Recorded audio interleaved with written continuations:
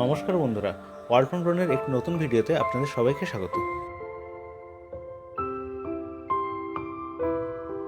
World from ড্রোনের east Sikkim special Namchi Pelling রাবাংলার আজ প্রথম পর্ব।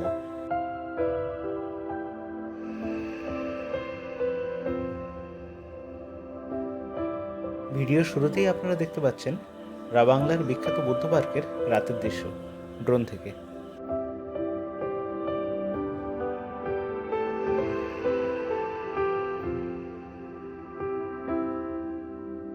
শিলিগুড়ি থেকে রাবাংলা যাওয়ার পথে রাস্তায় একজনের গাড়ি খারাপ হয়ে গেছিলো। আমাদের ড্রাইভার দাদা তার গাড়িটা সেই সময় ঠিক করতে সাহায্য করছিলেন, আর আমরা সেই সময় রাস্তার পাশে কিছুক্ষণ ভিডিওগ্রাফি করছিলাম ড্রোন নিয়ে।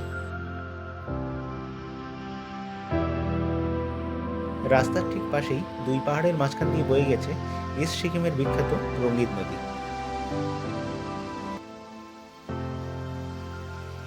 বিকাল 3:30 বাজে। পাহাড়ের মধ্যে আস্তে আস্তে সূর্যের আলো কম হয়ে আসছে। শেষ বিকালের পড়ন্ত আলোয় অসাধারণ লাগছে রঙ্গিত নদীকে।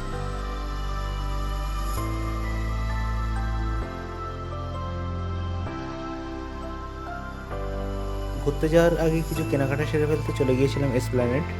রাতের বেলায় ছিল আমাদের ট্রেন দিয়ে দিয়েছে রাস্তায়। ইস্ট সিকিমের এই ট্যুর প্ল্যানিংটা হঠাৎ করেই হয়েছিল, এই জন্য আমরা কোনো ট্রেনের টিকিট সেই সময় পাচ্ছিলাম না, কারণ আমাদের যাওয়ার জন্য হাতে সময় ছিল মাত্র 1 সপ্তাহ। আর কলকাতা থেকে বা শিয়ালদা থেকে বা হাওড়া থেকে সরাসরি কোনো ট্রেন আমরা শিলিগুড়ি বা এনজেপিতে পাইনি। সেই কারণেই আমরা এই ট্রাভেলটা একটু ঘুর পথে করলাম। টিকিট কেটেছিলাম কলকাতা থেকে রাধিকাপুর পর্যন্ত রাধিকাপুর এক্সপ্রেসে। তারপর আধ ঘন্টা বাদেই রাধিকাপুর থেকে একটা ট্রেন ছিল রাধিকাপুর শিলিগুড়ি ডেমো লোকাল। প্ল্যানিংটা এরকম করেছিল যে আমরা কলকাতা থেকে রাধিকাপুর নামবো, আর রাধিকাপুর থেকে ডেমো লোকালে শিলিগুড়ি আসবো। শিলিগুড়ি থেকে দুপুর 1টার সময় আমাদের বাসের টিকিট বুক করা ছিল রাবাংলার জন্য।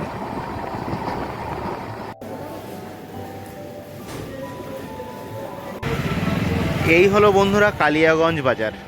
আমরা এই কালিয়াগঞ্জের এখানে যে তারা বাজার এখানে নেমে কিছুক্ষণ একটু হাঁটাহাঁটি করছি, কারণ আমাদের যেটা ট্রেন ফিরতি ট্রেন শিলিগুড়ি যাবো যে ডেমো লোকাল, সেটা রাধিকাপুর থেকে 6:30টায় ছাড়বে। সকাল 6:30টায় ওই ট্রেনটায় করে আমরা শিলিগুড়ি গিয়ে নামবো 11:55 সময়। তো ততক্ষণ কিছুক্ষণ টাইম পাস করছি। এখন বাজে সকাল 6:05, আর ট্রেনটা রাধিকাপুর ছেড়ে বেরিয়ে আসবে 4:30টার সময়, এখানে ঢুকবে 6:50-এ। তো ততক্ষণ হাতে কিছু টাইম আছে আমাদের। আমরা হাতে কিছুটা সময় নেওয়ার জন্য রাধিকাপুর পর্যন্ত না গিয়ে আমরা নেমে পড়েছিলাম কালিয়াগঞ্জে। কালিয়াগঞ্জ থেকে সঠিক সময় আমরা রাধিকাপুর শিয়ালদা ডেমো লোকালে উঠে পড়েছিলাম। এই ট্রেনটা বিহারের বারসাই জাংশন পর্যন্ত একভাবে এসে আবার উল্টো দিকে যাওয়া শুরু করে সেখান থেকে সরাসরি শিলিগুড়ি পর্যন্ত পৌঁছে যায়। ট্রেনটা ক্রমাগত লেট করছিল, আর আমাদের চিন্তা আস্তে আস্তে বাড়ছিল, কারণ দুপুর 1টায় এসএনটি বাস স্ট্যান্ড থেকে আমাদের রাবাংলার বাস ছিল। তো চিন্তা হচ্ছিল বাসটা আমরা আদৌ পাবো কিনা। দেখতে পাচ্ছেন বাগডোগরা স্টেশনের পাশেই বাগডোগরা এয়ারপোর্ট। বাগডোগরা স্টেশনেই ট্রেনটা দাঁড়িয়ে ছিল প্রায় আধ ঘন্টা। আমাদের টাইম তো অনেকটাই কাছাকাছি এসে গিয়েছিল। আমরা আর অপেক্ষা করতে পারলাম না, আমরা ট্রেন থেকে নেমে পড়লাম, আর পাশেই হাইওয়ে থেকে একটা অটো রিজার্ভ করে চলে গেলাম সোজা এসএনটি বাস স্ট্যান্ড। এসএনটি বাস স্ট্যান্ডে গিয়ে মাথায় হাত, বাস সেদিন পুরো ক্যান্সেল। আমি জিজ্ঞাসা করলাম কী করবো, আমার তো টিকিট বুকিং করা। বললো টাকা রিটার্ন হয়ে যাবে, আপনার অ্যাকাউন্টেই চলে আসবে। আমি বললাম সেটা তো হলো, কিন্তু এবার যাবো কী করে রাবাংলা। মধ্যে অনেক রকম ভাবনা চিন্তা করছিল। ভাবছিলাম যে আজকে দিনটা শিলিগুড়ি থেকে যাই, কালকে দেখি আবার রাবাংলা বাস পাই কিনা, কিন্তু আমাদের ফেরার ট্রেনের টিকিট তো বুক করাই আছে। কিছু করার নেই, আজকে আমাদের যে করে হোক রাবাংলা যেতেই হবে। আর রাবাংলাতে আমাদের হোটেলও বুক করা আছে আজকে রাতের জন্য। নিরুপায় হয়ে প্রাইভেট গাড়ি স্ট্যান্ডের দিকে গেলাম, সেখানে কথা বলে একটা গাড়ি বুক করলাম রাবাংলার জন্য। কাল রাতের পর থেকে পেটে কিছুই পড়েনি, পেটে ডাইনোসরের দম দিচ্ছিল। তো একটা ভালো হোটেল দেখে গাড়ি দাঁড় করাতে বললাম। সেখানে গিয়ে একটা মেনু পছন্দ হলো, নতুন ধরনের চিলি মাটন, আর সেই সঙ্গে প্লেন রাইস নিলাম। গোগ্রাসে সেটাই খেলাম খিদের মুখে। চিলি মাটন অন্য সময় হলে কেমন লাগতো জানি না, তো খিদের মুখে তো পুরো অমৃত লাগলো। তো যেটা বলছিলাম, বাইরে গাড়ি রিজার্ভ করতে গিয়ে রাবাংলা কোনো গাড়ি সেই সময় যেতে রাজি হচ্ছিল না। অলরেডি দুপুর 2 বেজে গেছে এদিক ওদিক ঘোরাঘুরি করতে করতে। রাবাংলা যেতে তার বেজে যাবে সন্ধ্যে 7টা।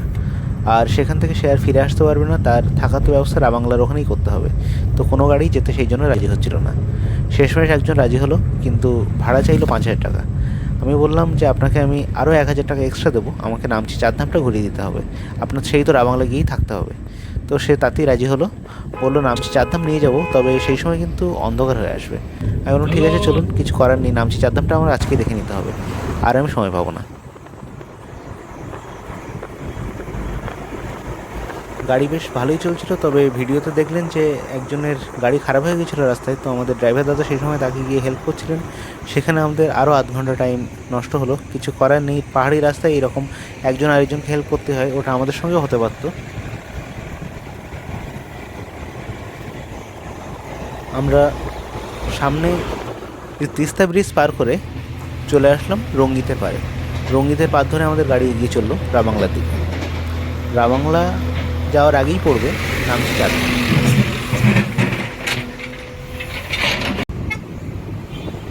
এটাই হলো সেই তিস্তা ব্রিজ।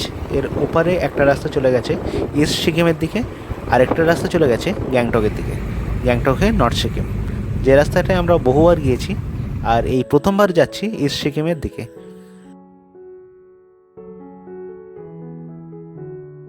সেই স্পট আপনাদের আগেই বলেছিলাম, একজনের গাড়ি খারাপ হয়ে গেছিলো, আমাদের ড্রাইভার দাদা তার গাড়ি সারি করতে হেল্প করছিলেন, আর রঙ্গিতের পাড়ে আমরা ড্রোন ভিডিওগ্রাফি করছিলাম কিছুক্ষণ ধরে।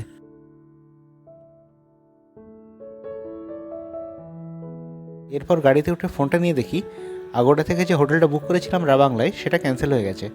এবার সেটা কী জন্য হয়েছে আমি বুঝতে না পেরে হোটেলে ফোন করি। তারা বলে আমাকে তারা বারবার ফোন করার চেষ্টা করেছে, কিন্তু কোনো কারণে আমার ফোনে তাদের কল ঢোকেনি, নেটওয়ার্কের সমস্যা হতে পারে, সেই জন্য তারা নাকি আমার বুকিংটা ক্যান্সেল করে দিতে বাধ্য হয়েছে। আর আমার নামে আর কোনো হোটেল এখন আর বুক নেই রাবাংলাতে।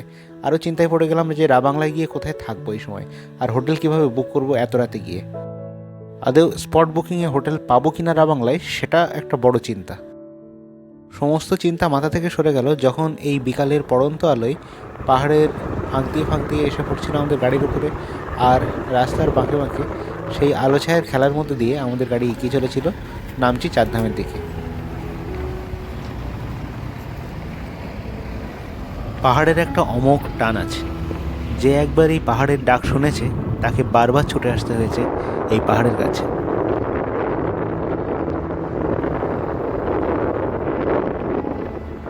বিকালের আলো ক্রমশ কম হয়ে আসছিল, আর পাহাড়ে সন্ধ্যাটা হঠাৎ করেই ঝুপ করে নেমে যায়। আর সেই জন্য আমাদের ড্রাইভার দাদা একটু তাড়াহুড়োই করছিলেন আমাদের নামচি চারধামে পৌঁছে দেওয়ার জন্য। নামচি চারধাম দেখে আমাদের আবার ওখান থেকে যেতে হবে রাবাংলার উদ্দেশ্যে।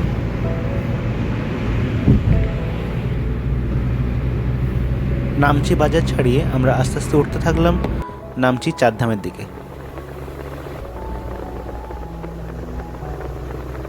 নামচি চারধামে ড্রোন অ্যালাউ নেই, আর টিকিট কেটে আমরা ঢুকে পড়লাম নামচি চারধামে। সারাদিনের এই লম্বা জার্নিতে বেশ ক্লান্ত হয়ে পড়েছিলাম, তাও নামচি চারধামে পৌঁছে যখন গিয়েছি আর তো আসতে পারবো না। এটা আমাদের অন ওয়ে ট্রিপ বলা যায়, কারণ এরপর আমরা পৌঁছে যাবো রাবাংলা, রাবাংলা থেকে পেলিং, পেলিং থেকে আবার শিলিগুড়ি। তো যা দেখার ক্লান্ত শরীরে দেখে নিতে হবে এখানেই। শেষ বিকালের আলো পড়ে গিয়েছে, সন্ধে নাম্ব করছে। আমরা যত তাড়াতাড়ি সম্ভব নামচি চারধামটা দেখে নেওয়ার চেষ্টা করলাম। ভারতের বিখ্যাত 4টি ধামের মডেল তৈরি করা হয়েছে এই পাহাড়ের চূড়াতে। 4টি ধাম আমরা একে একে দেখে নিলাম। প্রথমে বদ্রীনাথ ধাম, তারপরে জগন্নাথ ধাম, তারপরে তিরুপতি, তারপরে কন্যাকুমারী।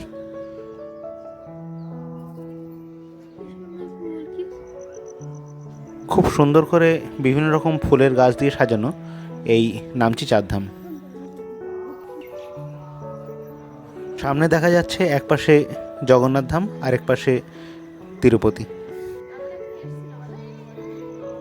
বিভিন্ন রকম জানা অজানা ফুল দিয়ে সাজানো নামচি চারধামের বাগান।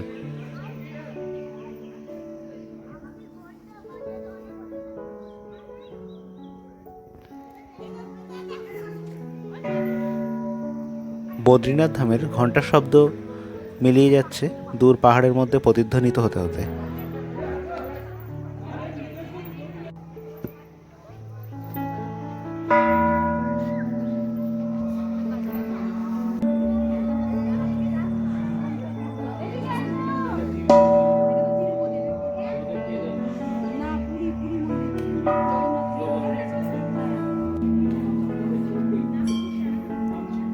দাঁত দেখাবো। হ্যাঁ, ডায়ান্থাস কত ভ্যারাইটিসের হতে পারে দেখো।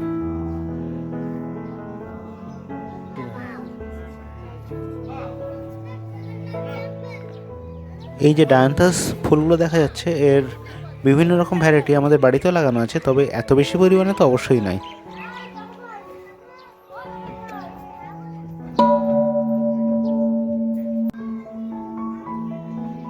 হাতে সময় থাকলে নামচি চারধাম দেখতে মোটামুটি 1 থেকে 1.5 ঘন্টা সময় লেগে যাবে, কিন্তু আমরা খুবই তাড়াতাড়ি 20 মিনিটের মধ্যে নামচি চারধাম দেখেই বেরিয়ে গিয়েছিলাম রাবাংলার দিকে। সন্ধ্যা আরতি হচ্ছিল বদ্রীনাথ ধামে। আমরা বেশিক্ষণ দেখতে পেলাম না, আমাদের বেরিয়ে আসতে হলো। আমাদের গাড়ি অপেক্ষা করছিল আর অন্ধকার হয়ে আসছিল। বদ্রীনাথ ধামের এই শিব ঠাকুরের মূর্তি অনেক নিচ থেকে দেখা যায় পাহাড়ের উপরে।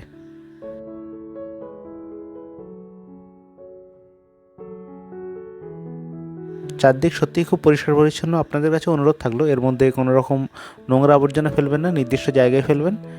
আর পার্কটা সত্যিই খুব সুন্দরভাবে মেনটেনেন্স করে রেখেছে আমাদের ইন্ডিয়ান আর্মি। ওয়ার্ল্ড ফ্রম ড্রোনের ইস্ট সিকিম স্পেশাল নামচি পেলিং রাবাংলা এর প্রথম পর্ব আপনাদের কেমন লাগলো অবশ্যই কমেন্টে জানাবেন। ভিডিওটা ভালো লেগে থাকলে লাইক, কমেন্ট, শেয়ার অবশ্যই করবেন। কোনো নতুন বন্ধু চ্যানেলে ভিডিওটা দেখে থাকলে অনুরোধ থাকলো ওয়ার্ল্ড ফ্রম ড্রোন চ্যানেলটি অবশ্যই সাবস্ক্রাইব করবেন। এইরকম নতুন নতুন জায়গার নতুন নতুন লোকেশনের ভিডিও পেতে ওয়ার্ল্ড ফ্রম ড্রোন চ্যানেলটি নিয়মিত ফলো করবেন। এইরকম নতুন নতুন ঘুরতে যাওয়ার জায়গার আপডেট পেতে কীভাবে সেখানে যাবেন, কোনো কিছু সমস্যায় পড়লে কীভাবে ম্যানেজ করবেন, তার সমস্ত তথ্য দিয়ে সাজানো থাকছে ওয়ার্ল্ড ফ্রম ড্রোনের ভিডিওগুলি। আরও একবার বলে রাখি, এই নামচি চারধামের মধ্যে মোবাইল ফোন অ্যালাউ আছে, তবে কোনো রকম ডিএসএলআর ক্যামেরা বা ড্রোন এগুলো কিন্তু অ্যালাউ নেই। ড্রোন আমরা গাড়িতে রেখেই চলে এসেছিলাম, আর আমাদের ড্রাইভার দাদা ক্রমাগত আমাদের ফোন করছিল এবার আমাদের বেরিয়ে যেতে হবে, না হলে রাবাংলা ঢুকতে ঢুকতে আরও অনেক রাত হয়ে যাবে। তারপরে আরও একটা বড় চিন্তার বিষয়, আমাদের হোটেল তো বুকিং ক্যান্সেল হয়ে গেছে। রাবাংলা পৌঁছে অন স্পট হোটেল বুক করতে হবে। সেটা কোথায় পাবো, কিভাবে পাবো, তার কোনো রকম কোনো নিশ্চয়তা নেই। পরের বার আরও ভালোভাবে ঘুরবো, আরও ভালোভাবে দেখব, এই ভরসা নিয়ে আমরা বেরিয়ে পড়লাম রাবাংলার উদ্দেশ্যে।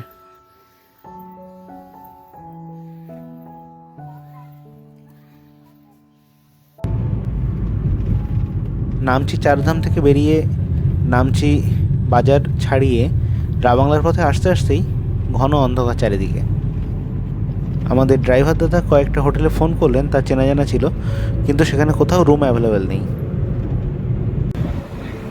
রাবাংলা শহরে আমরা বিভিন্ন হোটেলে গাড়ি থামিয়ে জিজ্ঞাসা করতে করতে যাচ্ছিলাম রুম অ্যাভেলেবেল আছে কিনা।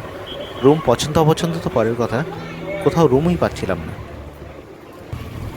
চিন্তাও বাড়ছিল আস্তে আস্তে, কারণ ওয়েদার আপডেটে দেখেছিলাম রাবাংলা যতটা দেখাচ্ছিল তার থেকে ভালোই ঠান্ডা। আর এই ওয়েদার আপডেটের কথাতেই ভরসা করে আমরা সেরকম শীতের জিনিসপত্র নিয়ে আসিনি এবার। গ্যাংটক বা নর্থ সিকিমে যতটা জিনিসপত্র আমরা নিয়ে যাই শীতের জন্য, এবার তো তার কিছুই নিয়ে আসিনি। এই হলো আমাদের রুম রাবাংলা, যথেষ্ট পরিষ্কার, টয়লেট, স্নান করবো একটু পরে, গিজারটা অন করে দিয়েছে,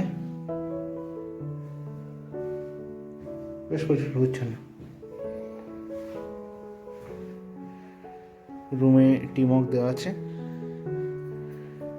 আর এই হলো বেড, এটা ডাবল বেডের রুম।